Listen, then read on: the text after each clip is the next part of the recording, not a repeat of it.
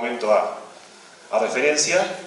Y un poco mi historia es que, bueno, estudié arquitectura, no terminé la carrera, pero siempre quise ser arquitecto y después me di cuenta que no tenía amigos que fueran a construir cosas, entonces me tuve que empezar a dedicar a hacer imágenes y de esa forma todos mis amigos, que eran todos arquitectos, era una buena forma, me pareció que era una buena forma de que ellos me dieran trabajo a mí, ¿no? Era una buena táctica, me pareció que era una buena táctica para de alguna forma entrar en el mercado. La historia mía es un poco particular, yo soy freelance hace 15 años, en realidad tengo un perfil el cual siempre me dio la idea de que debería ser freelance, me gusta ser freelance y no pretendo no ser freelance, o sea, me parece que son perfiles diferentes, lo interesante de este congreso puede ser eso, que aparezca gente con perfiles diferentes y bueno, yo soy un perfil quizás diferente a algunos que se pusieron aquí y no menos válido ni más válido, ¿no? Simplemente diferente. Lo que sí soy es una persona muy exhaustiva y muy minuciosa en la profesión. Este esquema que puse acá voy a tratar de no aburrirlos un poco con la teoría porque en realidad supongo que están bastante cansados y voy a tratar de hacerlo lo más rápido posible.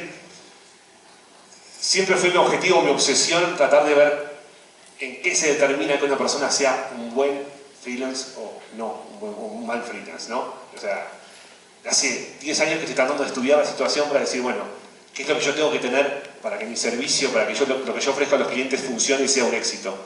Y en realidad intenté resumirlo, obviamente con cierto grado de abstracción, en 3 puntos importantes.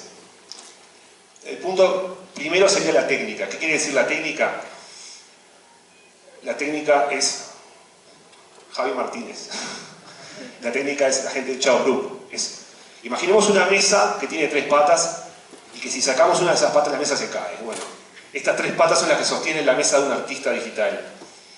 La técnica implica saber de hardware, saber de software, saber resolver los problemas puntuales en los momentos puntuales, saber qué ordenador tenemos que comprar, saber qué ordenador tenemos que usar, saber qué setting tenemos que cambiar, sea V-Ray, Max, AutoCAD, lo que sea, por qué no sale ruido en una imagen y por qué no nos sale ruido en una imagen, por qué un render nos demora 10 horas y por qué no nos demora 2 horas. O sea, esa es una de las principales patas de la mesa. En realidad, obviamente tenemos expertos en el tema por todos lados y se van a llevar seguramente una bomba de información en cuanto a la técnica, pero creo que la técnica tiene una ventaja que es una de las áreas que es más fácil de aprender. O sea, es una área un poco más específica que las otras. Entonces, la técnica implica escuchar, recibir, ser receptor, probar, trabajar, intentar, y de alguna forma se puede aprender, sobre todo porque hoy en día hay muchos puntos de donde aprender. Lo importante de la técnica sí es saber de quién tenemos que aprender. Lo que decíamos un poco con Javi en un comentario de otra vez, está lleno de tutoriales por todos lados, cada vez más gente hace tutoriales, todo el mundo cree que sabe mucho y casi todo el mundo no sabe mucho, o sea, me incluyo en todo eso. Y creo que lo principal de la técnica es eso, saber resumir las cosas importantes que nos dicen y saber aplicarlas.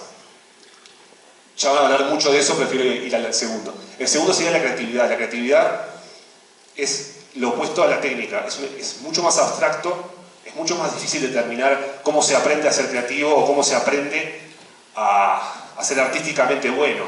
Me gustó mucho lo que dijeron hace un rato la gente de 301, mostrando sus imágenes, hablando de todo ese tipo de cosas. Me pareció súper interesante porque es un poco a lo que deben apuntar. De todas formas, creo que la parte de la creatividad se debe aprender muy de a poco y se debe aprender tratando de saber a quién miramos.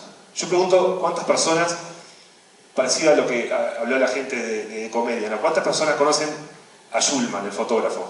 Levanten la mano.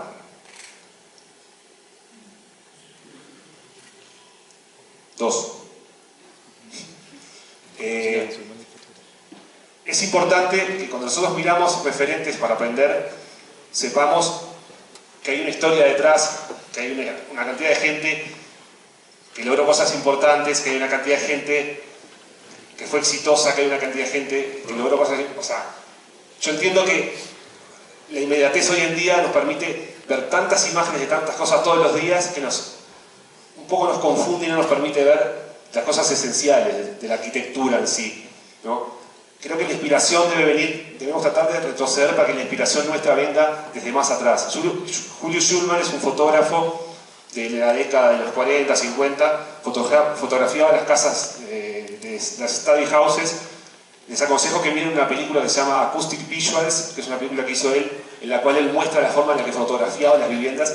Y yo siempre digo que para mí él es el primer renderista que a mí me gustaría tener. O sea, no renderiza fotografía, pero es un renderista. Les aconsejo que la miren. No voy a hablar mucho de la parte de la creatividad. Mañana seguramente en el workshop hable un poco más y vean un poco más de eso, pero prefiero no extenderme demasiado en eso porque es un área que mañana capaz que la van a tener un poco más clara y la voy a tratar un poco más.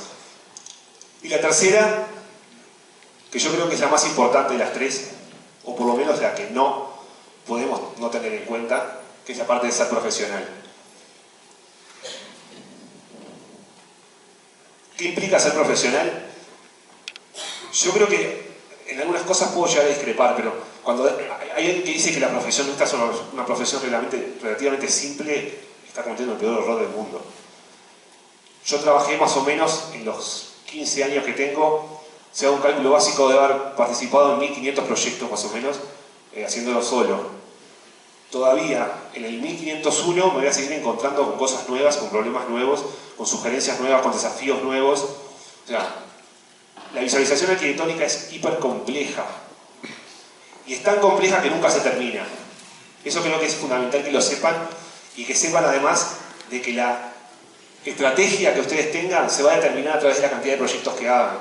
O sea, no se puede creer que alguien pretenda de un segundo para otro ser un buen artista, por lo menos en este aspecto.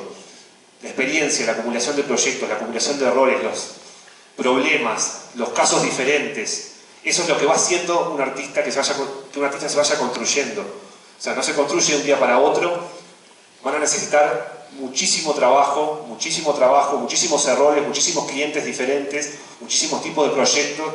Yo sigo trabajando hoy en día para proyectos pequeños de amigos y también trabajo para proyectos enormes de estudios internacionales. O sea, y sigo aprendiendo de cada una de las cosas. Yo creo que lo fundamental es eso, que no crean que de un día para otro van a aprender a ser buenos profesionales. Y la profesión me parece que es lo principal. Que ustedes sepan manejar esos ítems que yo pongo, que son varios ítems que son para mí lo mismo en sí, son lo que determinan la estrategia en la que para la que ustedes tienen que trabajar. Imaginemos, yo siempre hago una analogía, imaginemos un jugador de fútbol. Un jugador de fútbol puede tener muy buena técnica. Domina la pelota, la baja, se agacha, la para. Vieron que ahora hay unos jugadores que se ponen en la mitad de la cancha cuando tienen el primer tiempo y empiezan a dominar la pelota, y hacen malabarismo. Bueno, eso es la técnica. Vos podés ser un fenómeno con la pelota, hacer lo que querés con la pelota, sos un fenómeno. La parte artística, podés tener genialidad, podés ser, o sea, te puede diferenciar. Pero si vos no sabés dónde tenés que estar parado durante el partido, cuándo tenés que defender, cuándo tenés que atacar, cuándo tenés que correr, cuándo tenés que descansar, es imposible que seas un buen jugador. O sea, esto es eso, es saber manejar los tiempos, saber ver las situaciones, saber dónde estás parado, saber que tenés que tener todo bajo control. Eso es la estrategia del trabajo. Eso creo que es la herramienta fundamental para que logren desarrollarse como artistas. Yo voy a mostrar algún ejemplo ahora un poco más práctico. Es un ejemplo de un trabajo. Voy a tratar de ser un poco más práctico, mostrar algunos tips o mostrar un poco cómo trabajo, para que de alguna manera lleguen a algo más concreto. Una cosa que se van a sentir identificados, siempre que un cliente nos hace un encargo, lo primero que nos dice es que es pequeño. Un hotelito, una casita, una urbanización pequeña, siempre listo, pequeño, chiquito, va a ser fácil de resolver. En este caso es un cliente que nosotros ya teníamos hace tiempo, que es en Inglaterra, que nos dijo, yo preciso 2 o 3 renders de un hotel. Perfecto, nos mandó la información del hotel, todo bárbaro, y empezamos la primera etapa. Obviamente no voy a hablar ni del presupuesto, ni de toda esa parte contractual, bueno, eso pasa de largo siempre. Lo primero que le pedimos al cliente cuando nos pide un encargo es que nos mande información, mucha información. Es muchas veces mal entendido el concepto de que cuanto más información nos manden, peor. A veces uno dice, no, este arquitecto ya nos mandó, le acabamos de decir, y ya nos mandó PDF, nos mandó referencias, nos mandó cosas, nos mandó trabajo. Cuanto más información recibamos del cliente, es mejor. Eso quiere decir 2 cosas. Primero, que la incertidumbre nuestra a la hora de trabajar va a ser menor, cuanto más información recibamos. Hay que exigirle la información. En este caso, empezamos a recibir información y bueno, Esto era parte de un... En realidad el hotel era parte de un complejo, pero nosotros nos íbamos a encargar de visualizar sobre el hotel. Nos mandaron algunos renders previos, por suerte no eran muy buenos, porque en realidad, bueno, ahí sí, si te mandan un render muy bueno previo, ahí sí te puede complicar. Pero bueno, nos mandaron un poco de referencias del trabajo que habían hecho ellos, y eso es un trabajo in-house, más del estudio. El hotel es este, es un Hilton Garden, que es un hotel en Moscú, es parte de un complejo que va a ser parte de los Juegos Olímpicos, del Mundial de Rusia 2018. Lo primero que pedimos es mucha información. La información consiste en que el arquitecto nos resuelva a nosotros antes problemas que después nos vamos a plantear. O sea, en este caso, ellos de alguna forma entendieron el concepto, son clientes nuestros, ya entienden cómo trabajamos nosotros y tienen el concepto de recibir la información. Por ejemplo, acá podemos ver algunos detalles que pueden ser, bueno, detalles de en qué consisten los hatches de AutoCAD, decir, bueno, esto qué representa, qué es esto, cómo se resuelve esto. Por ejemplo, acá tenemos algunos materiales de fachada, referencias de los materiales de fachada. Otra cosa que nos parece muy importante es la fotografía como referencia visual. A veces una fotografía del arquitecto que le gustó, decirle al arquitecto, vos entrá a internet, buscá fotografías de cosas que te gusten y mandámelas. Porque eso para mí va a valer muchísimo, porque si esto te gusta, yo ya sé lo que tengo que hacer. No tengo que hacer algo para que después el arquitecto me diga, no, a mí no me gusta eso. Yo quería esto. Si me lo mandas antes, seguramente yo voy a tener una idea antes de lo que quiero, y para mí va a ser mucho más fácil encontrar el camino. Por ejemplo, en este caso nos mandaba referencias de varias cosas y encima nosotros le pedimos que de los trabajos previos que hemos hecho para el arquitecto, cuáles son las cosas que le gustaban. O sea, cuáles son las cosas que quieren que nosotros repitamos en el proyecto. O sea, que de alguna forma esas referencias pueden incluir, en este caso hay una imagen aquí, en este caso hay una imagen aquí, previas de nuestros proyectos. Eso es bueno porque también uno se ubica dentro del gusto del arquitecto, de saber cuál es el estilo y bueno, saber un poco qué le gustó de lo previo que hicimos nosotros. Esto es información, más información, mucha información. Después, aquí vino el primer problema. Este proyecto yo lo presento porque es no sé si es una sucesión de problemas, pero fue bastante complicado. El primer problema es que había un estadio. Nos enteramos que había un estadio, vieron que en los renders en las previas salía con una cosa ahí que aparecía. Lo primero que nos dijeron es que el estadio iba a aparecer en los renders, lo cual ya complicaba plazos, ejecución. Igual, de todas formas, para nosotros en ese momento había una incertidumbre de cuáles eran los parámetros que íbamos a manejar, y bueno, seguimos un poco con eso. De todas formas, vas a poner un estadio, bueno, ¿dónde está el estadio? ¿Está construido o no está construido? Nos dijeron que estaba construido el estadio. De todas formas, yo bajé referencias de estadios, se las mandé. Empezaba a calcular información. Por ejemplo, ¿qué equipo de fútbol es el que representa el estadio? Bueno, en este caso era el Spartak de Moscú. Empecé a bajar información sobre el equipo de fútbol, todo tipo de información. Sabía que en algún momento iba a tener que empezar a incluir caracteres en el render. Bueno, entré a la página de Spartak, mandé un mail para que me mandaran fotografías que tenían de fans del equipo. Y acá me encontré con el primer problema. Cuando empecé a buscar información del estadio, empecé a ver estas fotografías. Seguí buscando información del estadio, Google Earth, más información, y entré a Skyscraper City, que es una página súper interesante que tiene proyectos de todos lados. Encontré el foro del estadio, 50 páginas del estadio. Dije, bueno, esto es lo mío, acá tengo fotografía, por lo menos para referencia. Yo iba a pedir fotografías a ellos, pero por lo menos para introducirme. Y me di cuenta que en la última página del foro había imágenes del estadio que no estaba terminado de construir. Entonces ahí me di cuenta que el estadio no se había terminado. Mandé un mail y le dije, el estadio no lo terminaron, no me puedes mandar fotos, si me estás diciendo que me vas a mandar fotos, no puedes mandar fotos de algo que no está terminado. Y el arquitecto me dijo, no te preocupes, que solamente le faltan los paneles exteriores, que son los que llenan toda la superficie del estadio. No, eso es terrible. Para mí no hay nada. Si lo que me vas a mostrar del estadio son una estructura, a mí no me sirve para nada. No me mandes fotos. Tratá de conseguirme alguna información sobre el estadio. No me mandes los planos del estadio para que lo haga, porque no lo puedo hacer. A todo esto, después de muchos idas y vueltas, apareció un modelo del estadio. El modelo del estadio que apareció era un modelo que estaba hecho en Rhino. En realidad, lo primero que dijimos con mi socio fue: tenemos un 99% de posibilidades de que sea una porquería el modelo, y un 1% de que esté bien. Después de importaciones, el modelo en el fondo estaba bastante bien. O sea, por lo menos lo que estaba hecho estaba bien hecho, que eso es importante. Lo peor que te puede pasar es que esté todo el modelo mal. Le faltaban cosas, pero estaba bastante bien hecho. Y una cosa que quiero detenerme, lo primero que quiero detenerme cuando trabajamos en modelado, que yo no lo hago, pero mi socio lo hace y lo hace muy bien, es que hay una cosa que es fundamental. El modelo tiene que estar bajo control. O sea, cuando nosotros recibimos un modelo en otro formato, hecho por otra persona, que no sabemos quién lo hizo, cuándo lo hizo, cómo lo modeló, qué técnica usó, lo primero que tenemos que hacer es filtrar la información y adaptarlo a nuestras necesidades, aunque eso lleve mucho tiempo. El problema de, en el inicio de un proyecto, que entre un modelo alien a nuestro proyecto y se coloque ahí, y tengamos incertidumbre sobre ese modelo, puede ser una bomba de tiempo durante todo el proyecto. Puede pasar que en la mitad del proyecto este modelo de estadio no funciona por cierto parámetro, las caras están todas flipeadas, lo que sea, y eso nos puede arruinar el proyecto. Lo primero que hay que decirle al cliente es: yo voy a recibir esto, lo voy a procesar y te contesto en un par de días, o en un día, o en 5 horas, te voy a contestar si esto me sirve o no me sirve. O sea, es importante que siempre la incertidumbre no esté del lado nuestro. Si vos le decís: sí, mandame el modelo, no te preocupes que yo lo resuelvo, podemos estar, literalmente nos podemos estar cavando la tumba.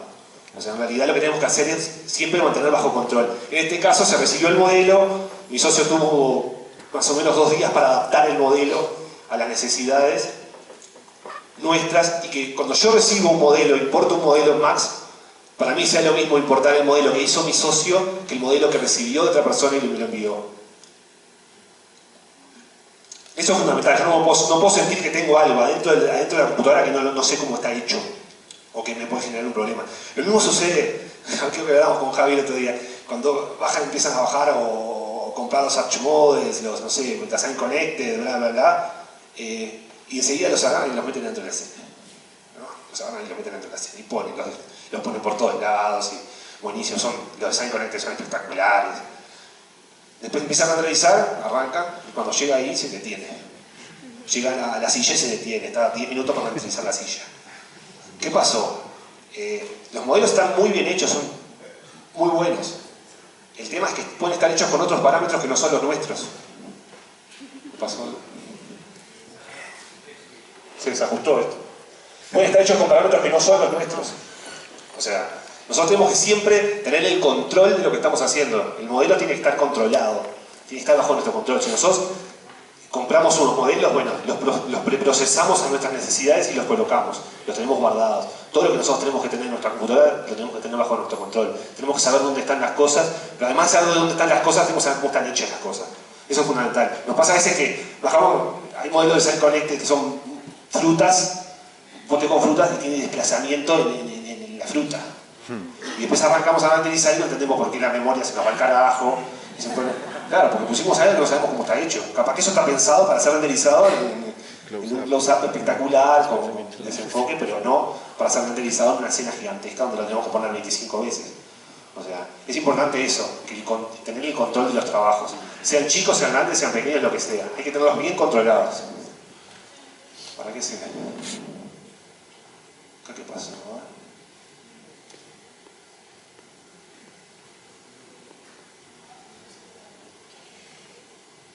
Vamos ahí. De todas formas, en el proceso, una cosa importante es que cuando se procesan trabajos de este tipo, mientras mi socio ajustaba ciertos parámetros del modelado del estadio, al mismo tiempo hay que hacer cosas ahí. En la arquitectura no sé si acá se usa también, pero se hacen unos diagramas que se llaman camino crítico, que en realidad vos tenés que saber cómo trabajar al mismo tiempo con la otra persona. Se hace mucho en estudios grandes para que los tiempos traten de reducirse. Al mismo tiempo yo empecé a hacer algunas cosas de modelado. Esta es la fachada, es parte de la fachada del hotel, que en realidad es una fachada toda de metal y tiene como unas burbujitas ahí. Lo que se puede ver a simple vista es que la resolución de las burbujitas parece ser poca. O sea, las curvas de las burbujitas están como muy facetadas. En realidad la experiencia a veces lo que te empieza a determinar es cómo tenés que modelar las cosas para que se vean bien. Pero cuando hay que modelar, no hay que modelar ni de más ni de menos. O sea, cuando yo hablaba aquello de la burbuja azul, de entender el trabajo de la profesión, me refería un poco a eso. La experiencia te empieza a decir hasta dónde tenés que ir, pero no pasarte de la línea.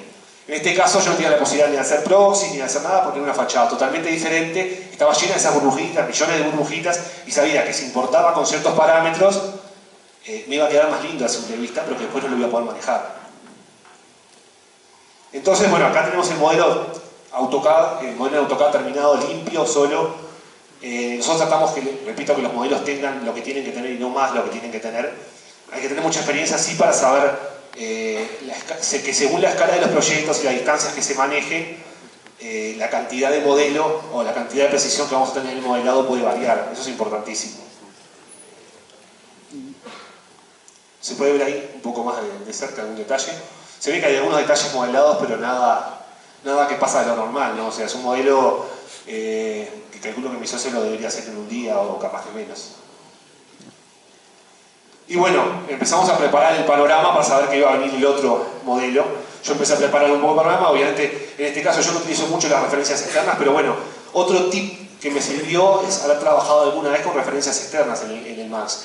Eso es importante porque cuando recibimos modelos muy grandes tenemos que empezar a trabajar, a equipar, a hacer una cantidad de detalles y bueno, el hecho de poder trabajar con referencias externas nos da la posibilidad de separar los archivos y trabajarlos separados. Para mí es mucho más cómodo. Tengo un ordenador potente, pero no tengo un superordenador, o sea que trato de optimizar también el trabajo diario, o sea, la visualización, y un poco trabajar con referencias externas nos daba esa posibilidad. Empezar a ubicar las cosas donde tienen que ir. El estadio iba a estar ahí, sabía que estaba ahí, porque en AutoCAD mi socio le había colocado donde tenía que colocarlo, estaba todo bajo control, pero yo podía trabajar en el hotel sin necesidad de tener el estadio ahí, lo iba a incorporar después. Una cosa importante, que creo que sí forma parte de nuestra línea de trabajo y siempre lo tratamos de tener bastante rígido, son los puntos de vista. Nosotros trabajamos, no muchísimo, pero bastante en postproducción. Para nosotros es fundamental que el punto de vista esté aprobado por el cliente y por el jefe del cliente y por el máximo jefe del cliente y por el que está más arriba diga si esto está bien. Porque de alguna forma eso nos permite jugar un poco a la defensiva. Cuando un cliente aprueba algo y después lo cambia, la responsabilidad es del cliente. O sea, me refiero a clientes con sentido común, ¿no? Cuando el cliente no tiene sentido común, te va a decir que él no dijo nada. Yo no dije nada, si yo no dije, yo nunca vi eso. Pero yo me refiero a clientes con sentido común. De alguna forma para nosotros es importante que los puntos de vista se aprueben antes. Si es necesario mandar muchas pruebas, se mandan muchas pruebas, porque en realidad resulta para nosotros un factor que nos va a permitir trabajar más tranquilos después. Igual, sí, 1000 veces he tenido problemas que después me dicen, no, pero ¿sabes una cosa? No me gusta, no me convence. Bueno, ahí hay que reorganizarse, pero es mucho más fácil reorganizar tu trabajo sabiendo que el cliente es el responsable de ese error que si sos tú el responsable. Bueno, después hay un trabajo, en Max, obviamente, de equipamiento. Cuando hablaba del equipamiento me refería a mantener todo bajo control. El equipamiento hay que saber dónde está, cómo está hecho, cuánto pesa, hay que saber categorizarlo, hay que tenerlo bien organizado en bibliotecas. Sea un estudio grande, sea un estudio chico. Los estudios más grandes necesitan más organización todavía. Porque viene otro y tiene que saber dónde están las cosas que estaban antes. O sea, en realidad eso no es un tema de escala, es un tema de que hay que tener todo bajo control y saber que todo lo que estás colocando va a responder a la lógica de tu trabajo y a la lógica de tus settings y a la lógica de tu iluminación y a la lógica... Eso es importante. Bueno, después de equiparlo, etcétera, lo primero que se hace es mandar una